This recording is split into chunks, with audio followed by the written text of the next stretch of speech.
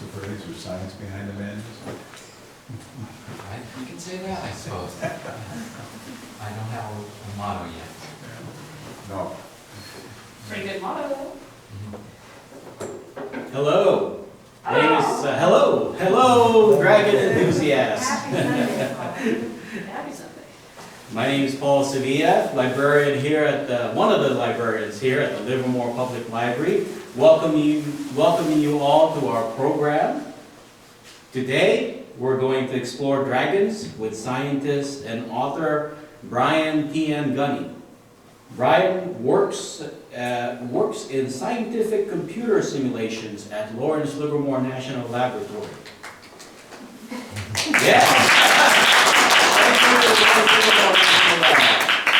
His fantasy novel Dragon's Ridge was honored as a finalist in the 2022 American Fiction Awards.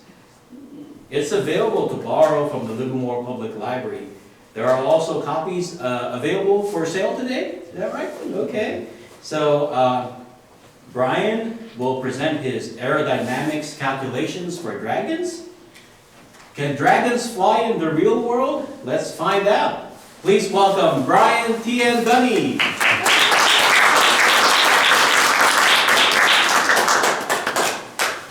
Okay, thank you everyone for coming. Thanks, Paul, for inviting me.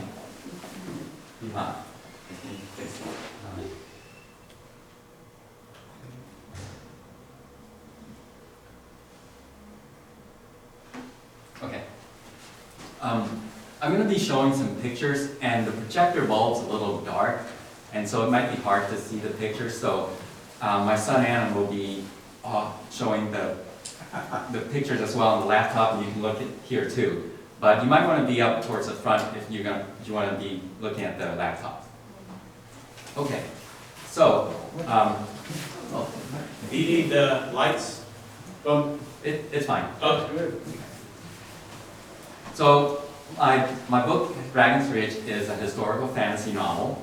And in the first scene, a dragon on the hunt approaches a village and attacks some workers who are on their way home from the orchards. Now, I'm an aerospace engineer, and I wanted the dragons to be as realistic as possible. So, what do you think that dragon should look like? How big is it? How fast does it fly? How much weight can it carry? Maybe it can carry a cow, a sheep, maybe a little boy. Well, these questions shaped my dragons, and that in turn shapes the story. So I use aerospace engineering to answer them. The purpose of this talk today is to have a little fun with science and engineering. And I hope to give you more ways to appreciate dragons. What I will cover is, first, I'll just go over very briefly some literature about dragons. This is a huge topic, but I just picked a few dragons to talk about. We'll talk about size and its consequences. It matters a lot to dragons, so that's a good place to start. Then, you probably have heard of the expression, too big to fly. Well, we're going to see today exactly how true that is. And I think that the answers will be probably more interesting than you might know. Then we'll have 3 sections on aerodynamics. Lift, the key to flight. Drag, the cost of flying. And takeoff, which is the most physically demanding part. If you can't take off, you can't fly. And then we'll wrap up. Okay, some backgrounds. Let's start with literature and then move to science. Here's a question to start us off. Who cares? Why do we bother making fantasy scientifically realistic? Well, I think that we all take for granted that fiction should be believable. Yes, you can make up a premise, but then you have to stick to that premise, right? For example, if James Bond is a great secret agent, well then you can't have him later throwing cars around because that's not a secret agent, that's a superhero. That's not allowed. Oops. Okay, fantasy and science. I think they both should be equally realistic. in an interview of Bernard Cornwell, who was the author behind the Last Kingdom series. He was interviewed by George R.R. Martin, the author behind the Game of Thrones series. And Cornwell said that if you set fantasy in the future, it becomes science fiction. And I think that's true. In science fiction, you have future technology that can make extraordinary things happen. In fantasy, it's magic that does that. But technology cannot make impossible things happen, and I think magic shouldn't either. Third, science is cool, and I think it deserves to be understood. It's all over our lives today, and I want to help you understand science. At the very least, I don't want to propagate scientific misunderstandings. Scientific realism in fantasy is unusual, and I think that's great. I think it's fun to explore unusual ideas. Finally, my own personal reason, I couldn't have written this book any other way. If I didn't make it scientifically realistic, I would feel like I was cheating. And I also want to show that you can write an interesting story without breaking the laws of physics.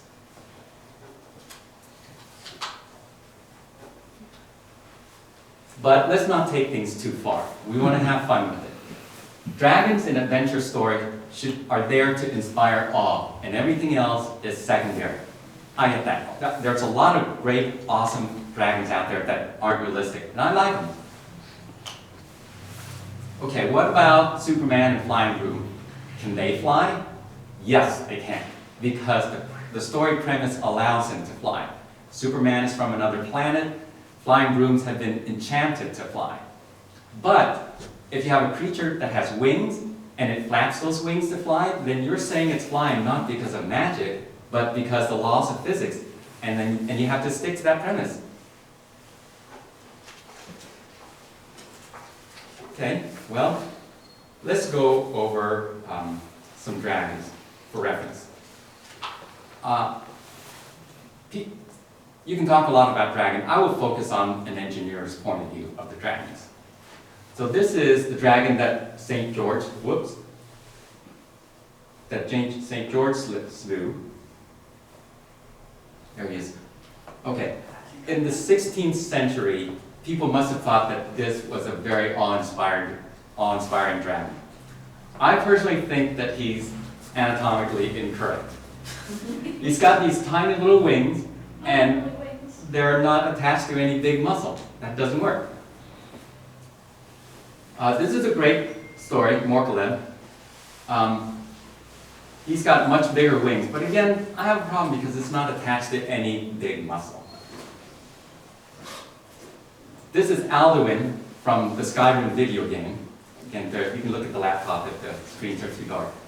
Finally, a dragon with big, strong wings attached to big chest muscles. That's great. And you might recognize this guy if you watch the Game of Thrones. This is Drogon, and he's huge. He also has big wings and strong chest muscle, but he's about the size of a whale. You can see Daenerys sitting on top of him right there.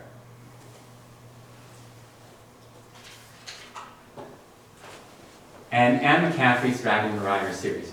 Anne McCaffrey gave us a great example of the relationship between fantasy and science fiction. She created the planet of Pern, where the conditions allow dragons to fly by the laws of physics. That's great. But on the other hand, her dragons have telepathy and telekinesis, which I don't think science explains any better than magic. So it's kind of a combination of science and fantasy. Dragons are iconic, awe-inspiring creatures, and they're often given very powerful roles. Sometimes the roles are so powerful that they end up having to break the laws of physics to fulfill these roles. So they get a little unrealistic. All these are very awe-inspiring dragons, and I'll be looking at how realistic they are. We'll start with size and its consequences. what exactly do we mean by size? So here we have a picture of Kareem Abdul-Jabbar, a basketball player from the 70s, and Bruce Lee. Whoops, give it away. Kareem is clearly bigger than Bruce, but how much bigger? Anyone want to guess? I just gave you the key. 20%? Bigger in what dimension? In weight, in height, in what dimension? Exactly, that's what I wanted you to see. That was not a fair question because it depends on what you mean by size. If you're looking at height, then Kareem is about 27% taller than Bruce, so the answer would be B. And if you're looking at weight, Kareem is 60% heavier than Bruce. So height, weight, wing area, volume, all these things matter. They matter because they grow at different rates. For example, if you're twice as tall, you're going to be twice as long, you're going to have twice the wingspan, but your wing area will be 4 times as large. Your volume and your weight will be 8 times as large. Visually, it looks like this. We have height here at the bottom, and as it increases, length increases like this green line, area increases like the red line, and volume like this blue line. They all increase, but they all pitch upward at a different rate. And that means some will grow eventually faster than others, even when they start out smaller.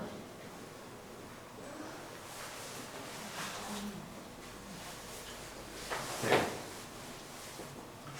So I'll be showing just a little bit of math today to help you make the connections between all these things. And the connections are important because they lead us to our conclusions.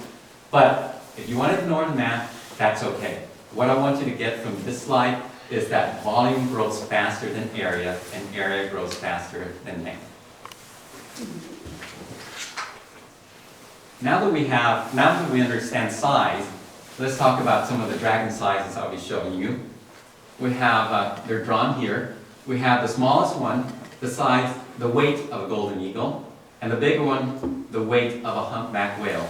I find it easier to call them by these names, these animal names, rather than refer to it like a 55,000-pound dragon. So when I say eagle or humpback, I mean a dragon, the weight of an eagle, not the eagle itself. So I have an eagle, and a human is basically a 140-pound person who is scaled up to the size of scaled into the shape of this dragon. Captor is the dragon in my story. T-Rex is about the size of Alduin from the Skyrim video game, and Humpback is about the size of Drogon in the Game of Thrones.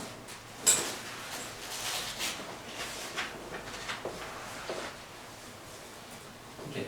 Because Captor is the dragon in my story, I want to make sure that you have a good idea of how to picture him. He's 350 pounds and stands 5 feet tall at the shoulder.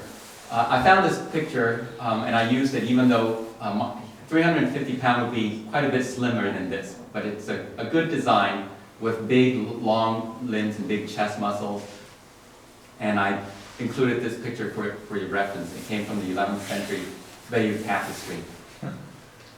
So if the captor was standing here, he would be 5 feet tall at the shoulder. A 30-foot wingspan gives him 15 feet on each side. So if he stretched out the wing, he would maybe hit that door there. The wingtip would hit that door. So he's a lot smaller than a T-Rex, but I think you would agree that if he was standing here and spread out his wings, that's a pretty awe-inspiring dragon.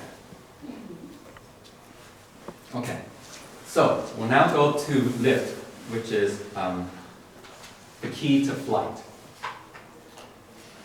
What determines how much a wing can lift? Anyone want to guess? The volume of the muscles? The cross-section muscles? I forget. The cross-section is a good guess. Probably the camber of the wing, you gotta have. The camber of the wing, very good. Anything else? The surface area of the wings? The surface area. Okay, all those are great. You can do the aerodynamics analysis and find that it's a function of the wing area. the wing design, including the camber. What's camber? Camber is how curved the wing is when you look at the cross section. The angle of attack, which if you don't know what it is, I'll tell you in a moment. And the speed. Remember Tom Cruise, the need for speed? Yeah. Okay.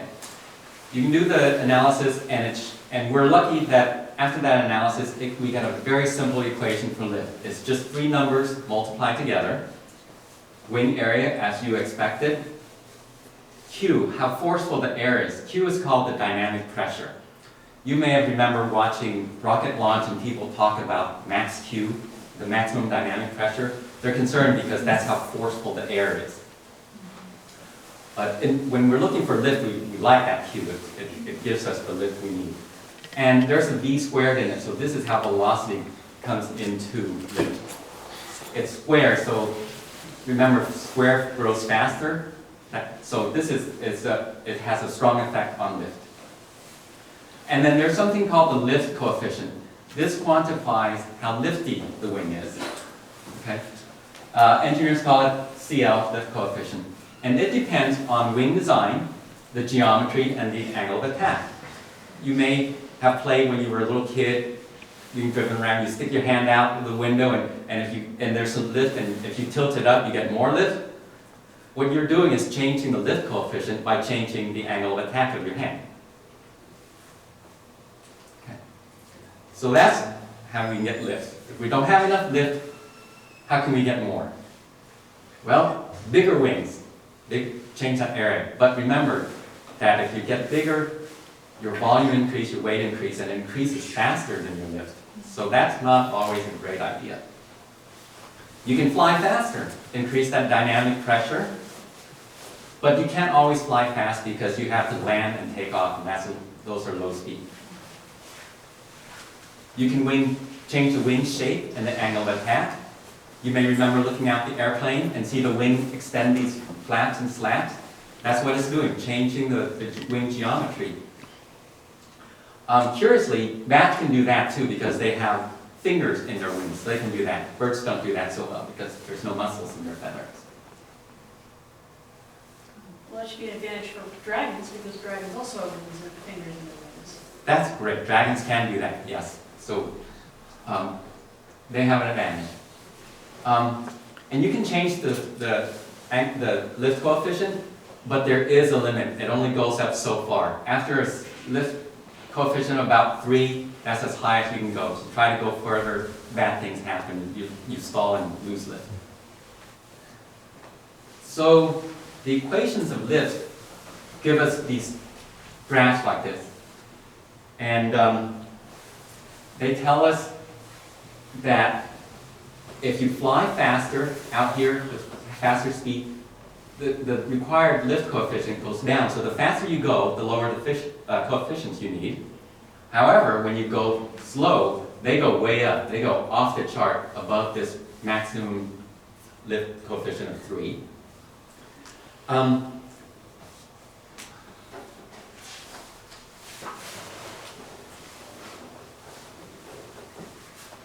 But the most important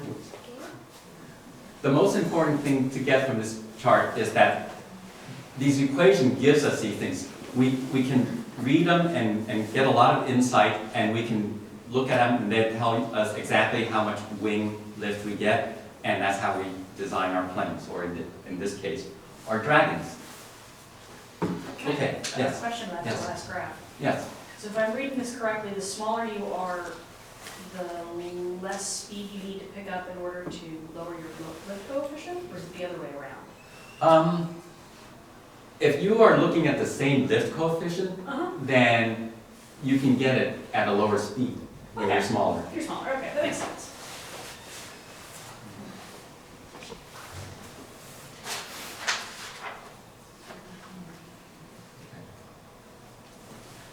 I guess there's one more thing that I want to point out. You notice that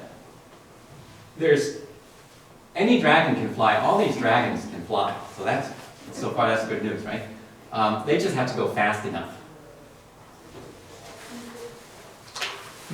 Good news for dragon lovers. Yeah. So the catch though is drag. You have to fight dragons when you're flying. So overcoming drag is work. Does anybody know where drag comes from? Friction with the air? Friction, yes, friction. There's one more mechanism. Gravity? No, gravity affects how much lift you need. But there is a link, and I'm getting to that. Air pressure? Yes, friction and pressure are the two things that create drag. We can look at drag by breaking it down to drag from the wings and the bodies, and we compute each in turn, just like we did lift. And the equations are exactly the same, so it's not very difficult. You have the dynamic pressure, you've seen that already. The area, you've seen that already. Except now, if you're looking at wing drag, it's the wing area. If you're looking at body drag, it's the body area. And then there's this drag coefficient. Just like the lift coefficient tells us how lifty the wing is, the drag coefficient tells us how draggy the wing is, or the body.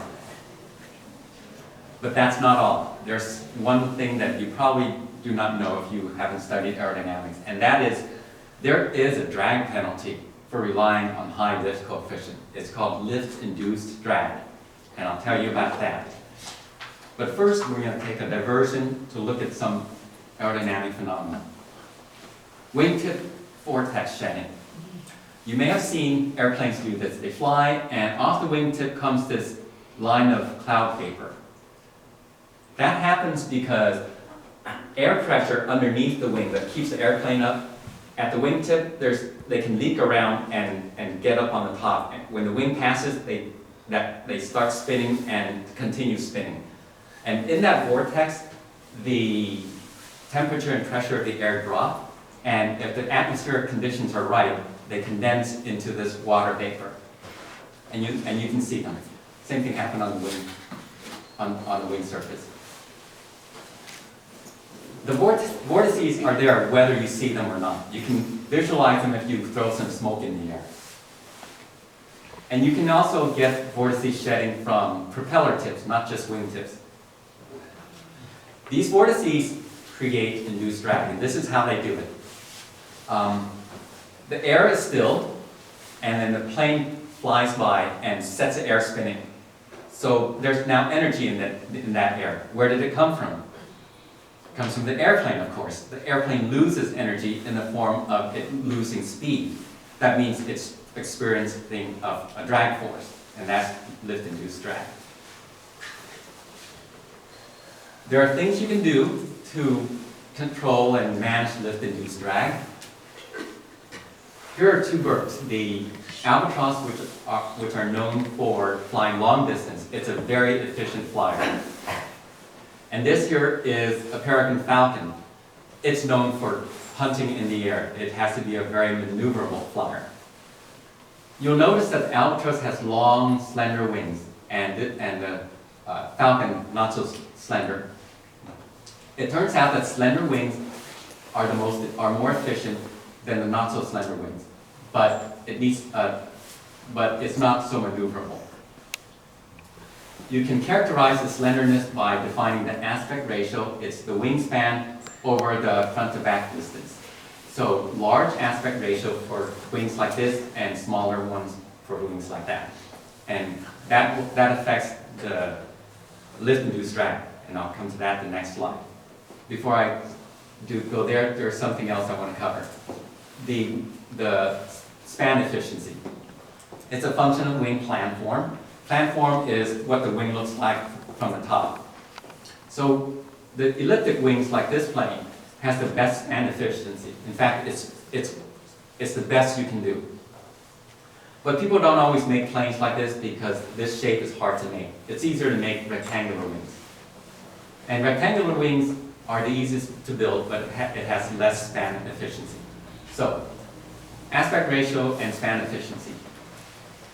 They affect the lift-induced drag coefficient. Remember, we want this number low. So to get this number low, first, we don't want to use a high lift coefficient because that CL is going to shoot things way up. You want to reduce that CL as much as you can. The aspect ratio and span efficiency are in the denominator. And if you increase something in the denominator, the whole number goes down, right? So that's why you want those numbers high. You saw aspect ratio. Span efficiency turns out to be, like I said, 100% for elliptic planform. So if you have that, you have maximum efficiency, perfect. You get an A+. If you have a rectangular, that's only about 70% efficiency, C-. If you have a dragon like this, with the wing that's kind of tapered like this, you get something in between, like maybe around 85% efficiency, so it's a solid B+, solid B. What you don't want, however, is something like this, wings that look like cattles. They're tapered, but they're tapered the wrong way. This dragon, when it flies, it will shed a vortex at the wingtip, but it also sheds a vortex in the middle. So instead of having one long, slender, efficient wings, it has two short, stubby, inefficient wings.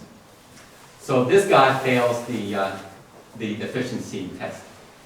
However, this is Alduin from Skyrim. I don't think Alduin really cares all that much about drag anyway. It has all these things sticking into the airflow. What Alduin cares about is looking awesome, and I think he is a very awesome looking dragon. Okay, so we have our components of drag, the wing, the body, and the induced drag. When you add them all up, you get this total drag, this red line here. And it's very interesting because you might expect drag to be higher when you go faster, but you see that it's actually the highest at the low speed. It goes off the chart.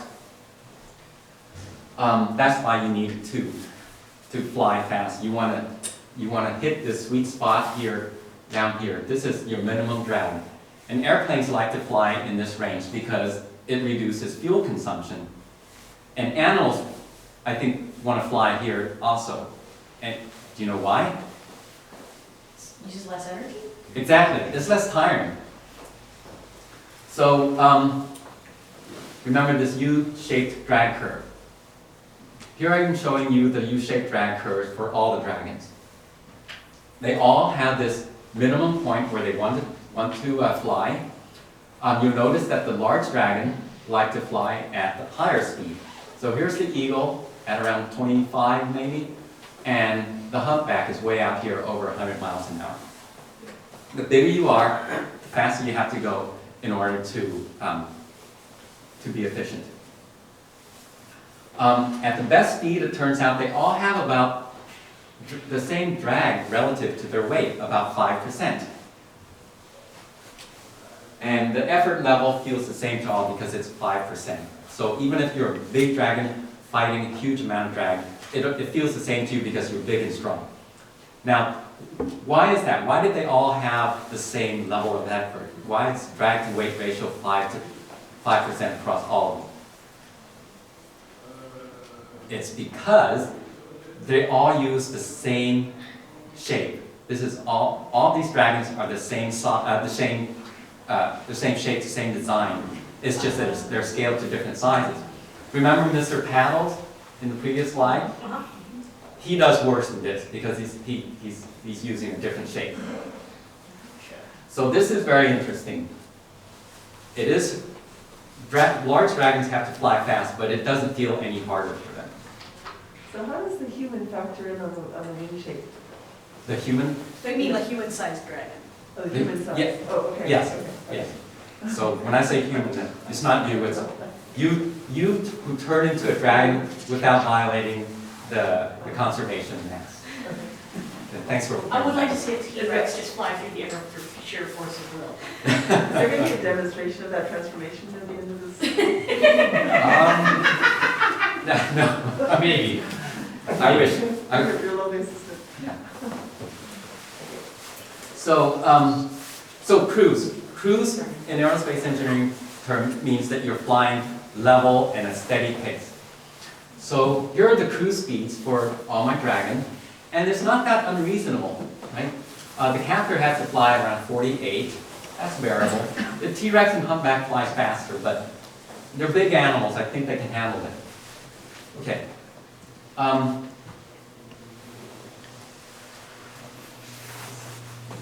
Let's see. what we need to talk about, what I want to talk about next is drag. How much power you need to fight that drag. Now, drag power is usually given in watts or kilowatts. And I can relate to kilowatts when it comes to, heaters and light bulbs, but I don't know what it means when it comes to dragging. I think a better unit would be calories per hour, but I think a better one would be food. How much food do they need to eat to fly? So this is food in terms of pounds of beef per hour. So you can see the humpback right away. It needs an enormous amount of beef. It needs almost 500 pounds of beef to fly for an hour. Now a cow weighs about 1,000 pounds and uses about 500 pounds of beef. So 1 cow per hour for the humpback. This is kind of the first sign that maybe the humpback is not such a great idea. Can it catch a cow after flying an hour? Are there enough cows in its environment for it to sustain it? T-Rex is better, but let's look at the human. This is you who turned into a dragon, a 140-pound dragon. You need 0.46 pounds of beef per hour. That's not too bad, right?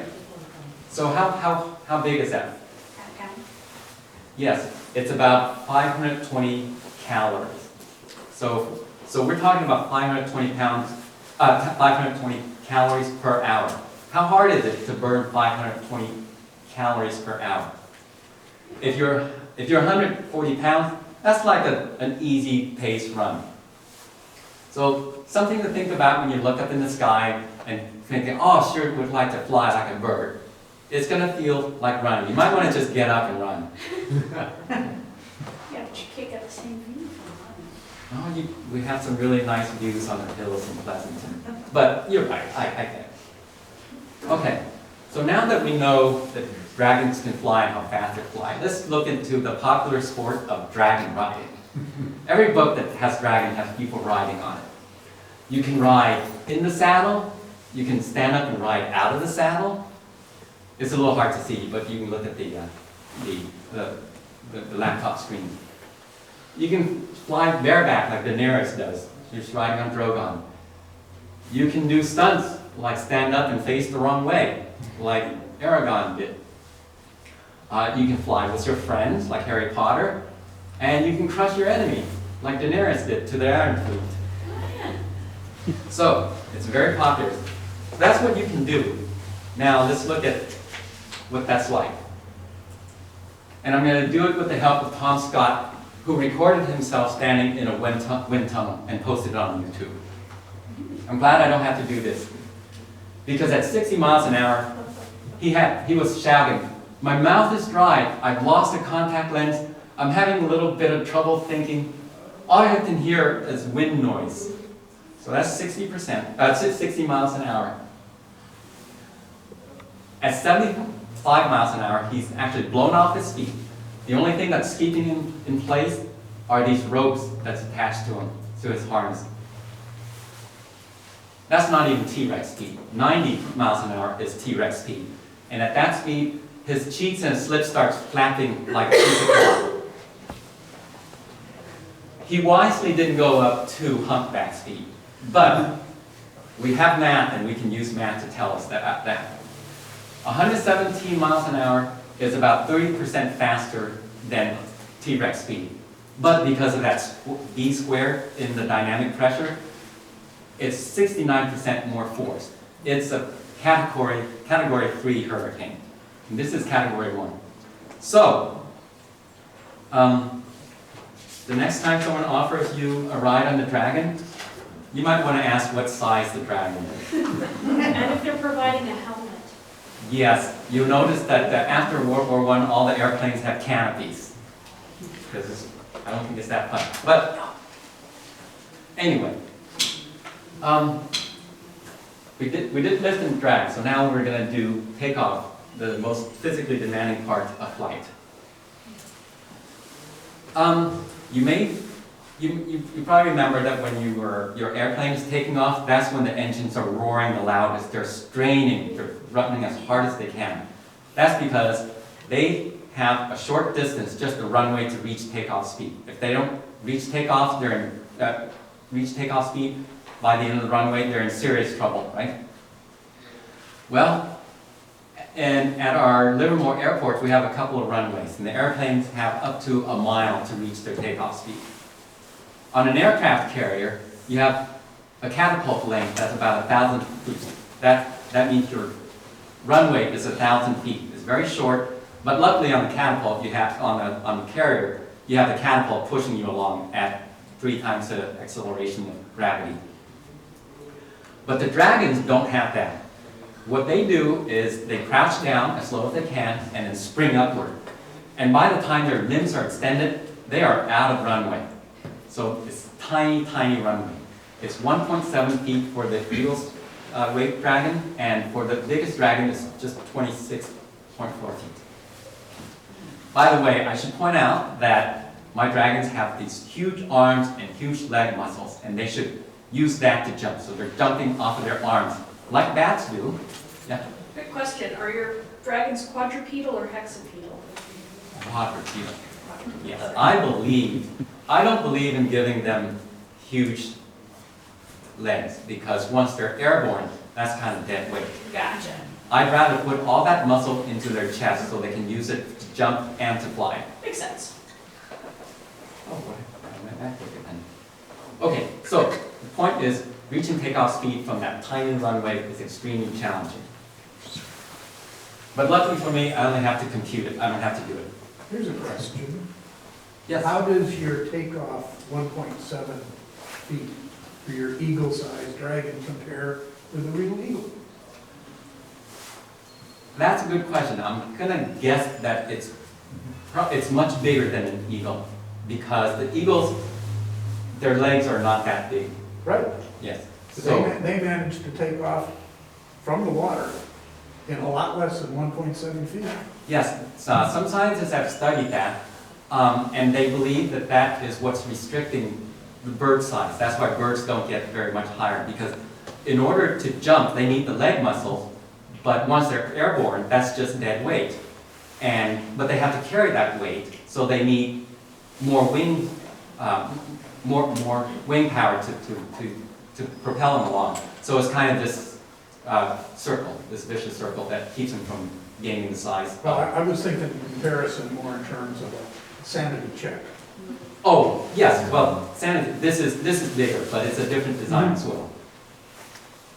Okay, so here are our Dragon and their takeoff speed. It's not too unreasonable. Even a huge humpback just needs to get to 50 miles an hour.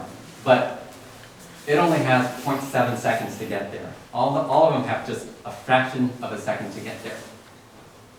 Can they do it? It's hard to think about. I know that they're strong, they have big wings, but can they really do it?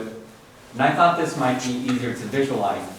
If I convert this exertion through energy to a different parameter, how high they can jump. And this is how high they need to jump. If the eagle can jump 5.6 feet into the air, it can reach 13 miles an hour in the jump. So the humpback needs to jump like over an 8-story building. You, as a human-sized captor, need to jump like to the top of a 1-story house, maybe to that peak there. That's a little high, but remember, you're not jumping. You have these big chest muscles and long arms. You might be able to do it. This is a really big push-up though. It is a very big push-up. It turns out, even though these numbers look very big, they're all kind of relative to the Dragon the same. They're all about 3.3 times the height of the Dragon. Well, this might be good news for the big Dragons, right? Because it then doesn't sound like such an impossible thing to do. If the smaller Dragon can jump 3.3 times their height, why can't the big Dragons do it too? Well, it turns out that factor favors small Dragons. You may have heard that fleas jump 50 times their height, and grasshopper jump 20 times their length. And think about the great jumpers who are bigger, like kangaroos. They don't jump 20 or 50 times their height. They are a very good jumper, but The bigger you are, the harder it is to jump multiples of your height. You could do an albatross style alternative. You can do a running takeoff. You can run as fast as you can, move those big limbs and clap your wings really, really hard. So that's how it happened. But I have a feeling dragons will not do this. They will refuse. Because if you've seen videos of an albatross taking off, what does it look like? It looks goofy, right? It's not awe-inspiring. So, want to put this back? Okay. So, they can do it, but I don't think they will. One more thing to point out about this information. The takeoff drag to weight ratio is 13%. I think I forgot to point out, but for cruise it was 5%. So 13% is about 2.5 times more than 5%. So whereas the cruise feels like an easy run, this, you're going to have to burn, instead of 520 calories per hour, you have to burn almost 2,000 calories. So, I'm sorry, yeah, almost 1,500. So it's hard. It's like an all-out sprint as fast as you can. That's why you don't want to fly at your takeoff speed. You need to go to that range where the bottom of the drag curve is. Okay, there are your 3 sections on aerodynamics, so we can go ahead and wrap up. We're going to do it by looking at, going back to the dragon in my book. It's the 350-pound dragon. Can it fly? Yes, we already know it can fly, but can it survive? Can it take off? Can it find enough food to eat? I think the answer is yes when you look at Mother Nature, because Mother Nature has something very similar. The giant pterosaur. The biggest thing that scientists have found to fly, the biggest living thing to fly in the air, is the Quetzalcoatlus northropi. It's in the same weight range as the captor, and they both have the same wingspan of 30 feet. So I would argue that this is a verification that a dragon the size of captor can fly. Now, you might wonder if scientists may find an even bigger pterosaur that justify the size of T-Rex. I'm a little doubtful about that, I'm sorry, because I didn't show it because it's not aerodynamic, but it turns out stress scales like height. So if you're twice as tall, your tissues are going to see twice the stress. The humpback is 5 times the captor, so 5 times this pterosaur. So its tissue would have to withstand 5 times the stress. And if Mother Nature can't come up with tissue that can withstand that much stress, then the humpback dragon is not realistic. However, we're in fantasy land, right? So maybe if Mother Nature can't come up with something that strong without being heavy, maybe magic can.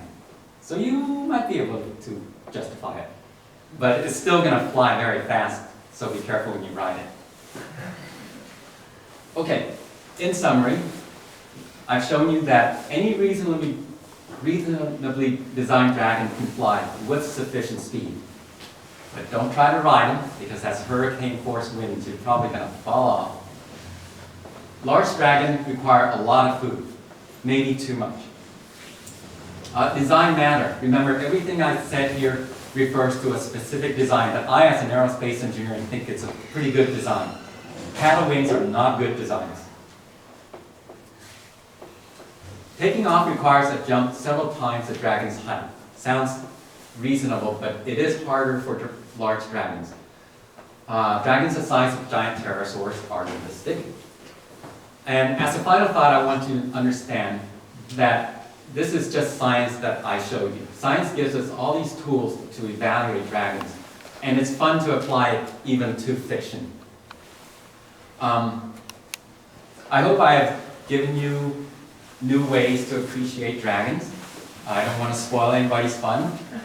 Dragons are awesome, even if they're not physically realistic.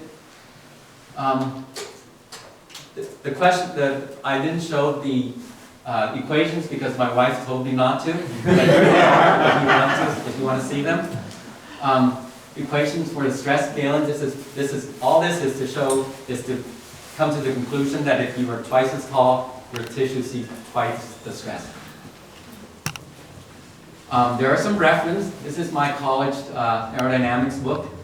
Mark Whitten has a blog where he talks about the giant pterosaurs, Tom Scott's video, and Bernard Cornwell, who said that science fiction and fantasy are the same. Okay, and that's the end of my talk. And if you have any questions, I'm happy to answer.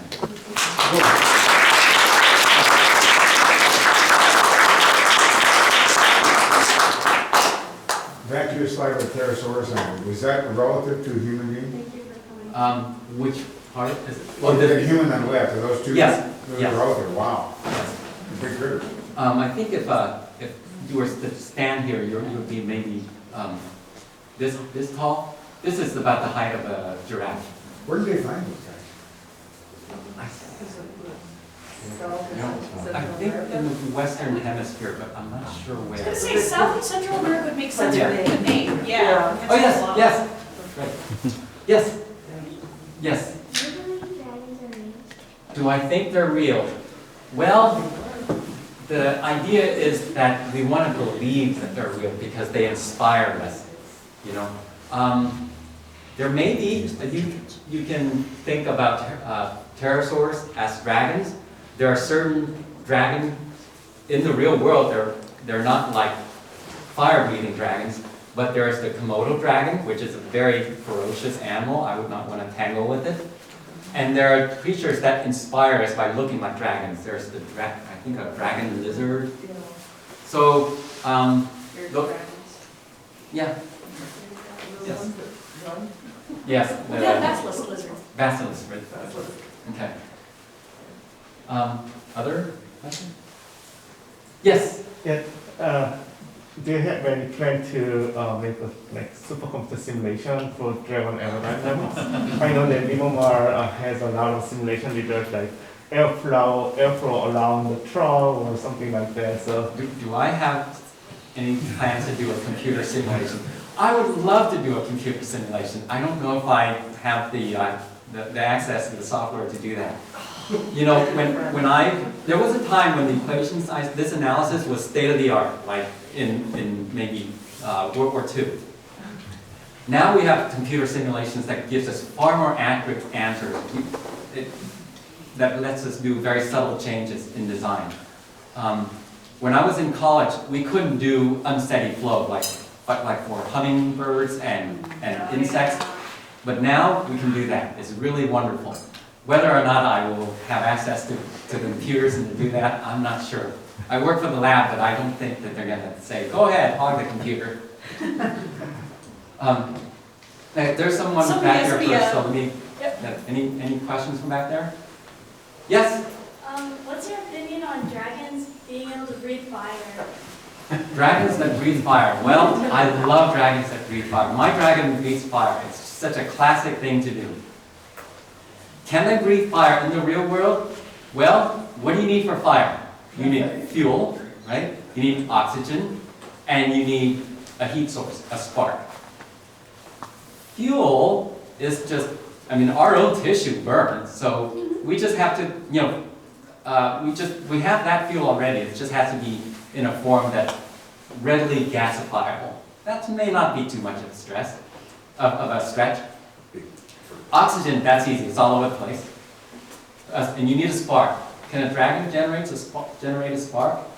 I don't know, but we have the bombardier beetle that can generate very high temperature in its body, so that might ignite a fuel with oxygen mix. And we have electric eels that can generate huge amounts of voltage. And with that voltage, you might be able to generate a spark. So I like that idea. Yes? First, I wanted to add on to the dragon thing, the fire thing.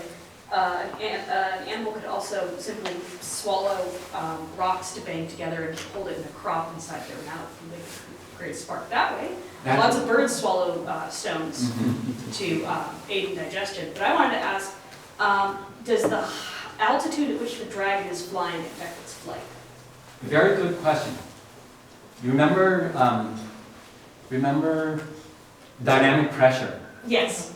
So in dynamic pressure, there's a rho that I didn't explain because it's just a constant. Yeah, I was wondering about that. That is the density of air. So when you go higher, that rho is decreased, your dynamic pressure is decreased, your amount of lift is decreased. That's why airplanes can only fly so high. Makes sense. Okay, so there would be each dragon based on its size might have a different altitude at which it Yeah, if it's very powerful, it could overcome some of this, I think. Oh, okay. But, I was considering all dragons are created equal in this presentation. Okay. Yes? How about dragons that have somehow have air pockets to make them to make them lighter? Buoyant? Yeah. Yes, Buoyant. buoyant. Yes, I believe there was a story way back when I was a kid where a dragon had hydrogen gas in it. Hydrogen gas helps it breathe fire, and the hydrogen gas is light to help it fly. However, I like the hydrogen for breathing, but there's a problem with hydrogen for flight. Because in order to have enough buoyancy, you need a lot of hydrogen. In fact, actually what you need is volume. You don't even need the hydrogen. If you can have a vacuum, that's even better. It's the volume that makes you buoyant. So how much volume does it take to lift that dragon? What about air sac? Well, lucky for me, Tom Scott did a video on this as well. And he answered the question, for him, a 140-pound dragon, this is how big an air sac he needs. There's Tom down there. Oh.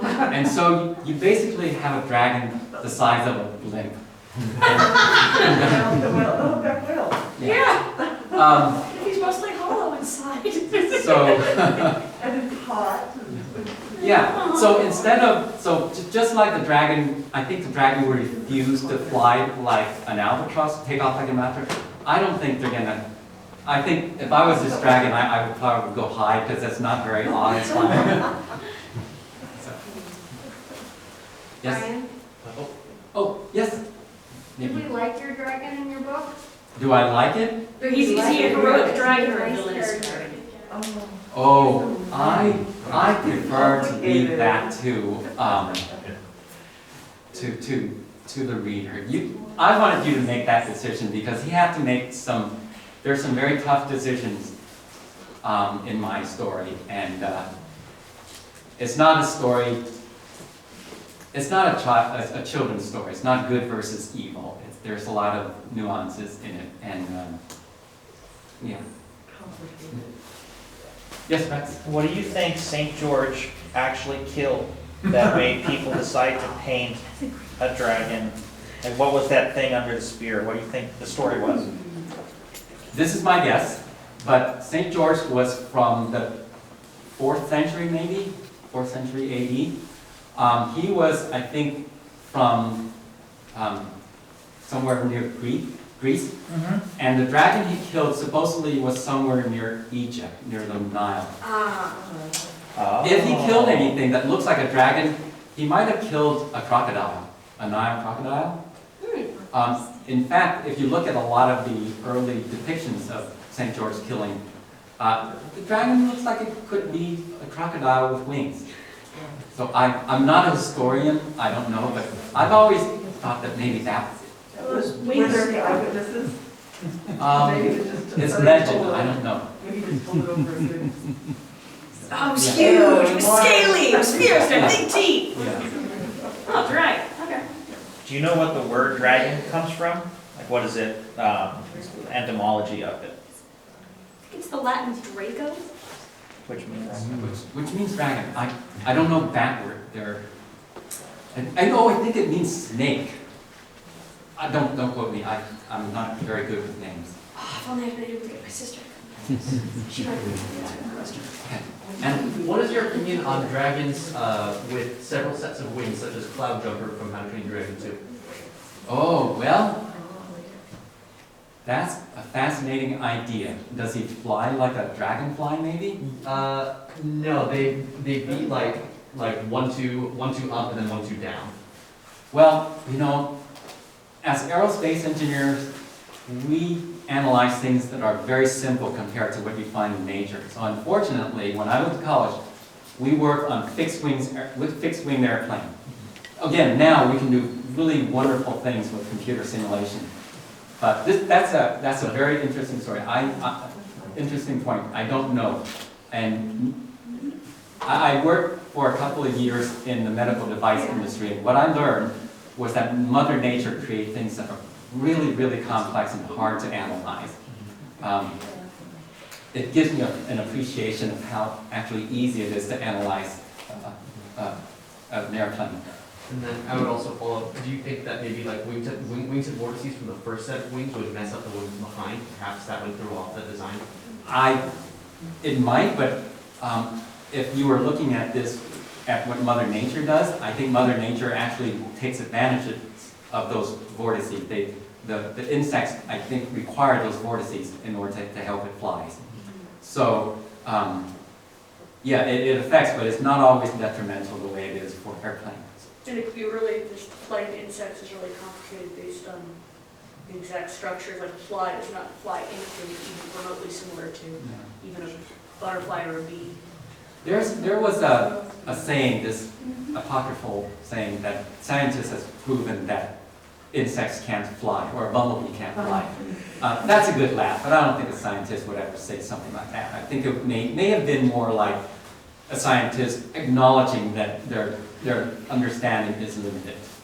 I heard it was like a joke by one person trying to prove a point that you couldn't use the same mathematical equations for an airplane that you could for something as small and lightweight as a bumblebee. And if you use the wrong calculations, then you'll come to the conclusion they can't fly, but they're clearly flying. Yes. I probably should have said this, but the analysis I did, like I said, is for fixed-wing aircraft. At low speed, some of these same animals would actually fly in a different mode. It's very tiring, but it's possible. I just can't analyze it. So okay. Right. Yes, Paul? What made you become so fascinated with dragons? And what's the first dragon that you've ever been fascinated with? Or was there a particular dragon in history or in fiction that... I'm actually not a big fan of dragon stories. I read them, but I read it if the story's good. I'm not one of those people who just, oh, dragon, gotta read that. I often, when I see a movie about a dragon or read a book about a dragon, my wife hates this, but I would say, oh no, that can't happen. And I say the whole family, right? So I learned to be quiet when it happens, but in my head I'm going, no, the dragon shouldn't do that. It should do this instead.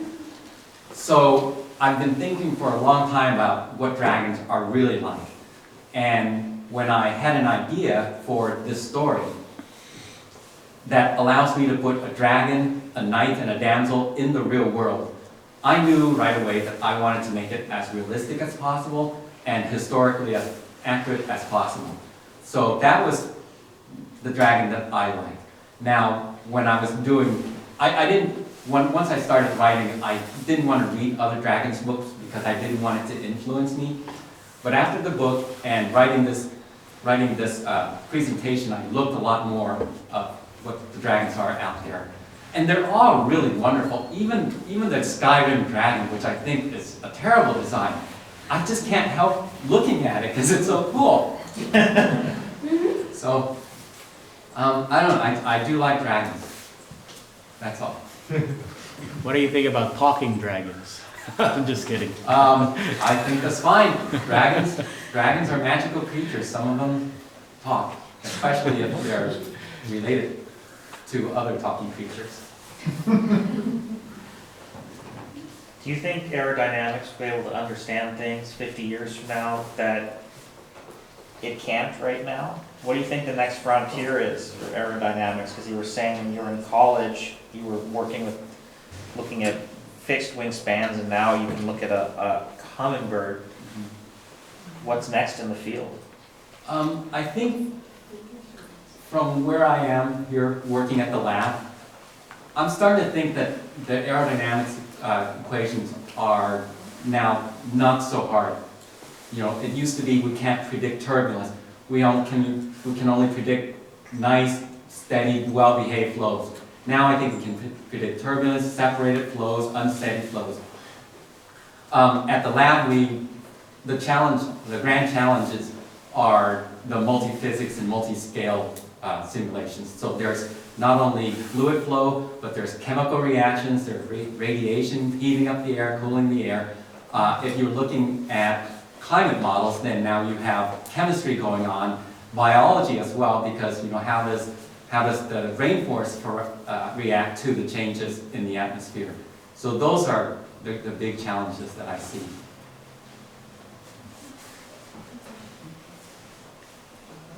Okay, well, thank you. Thank you, Brian.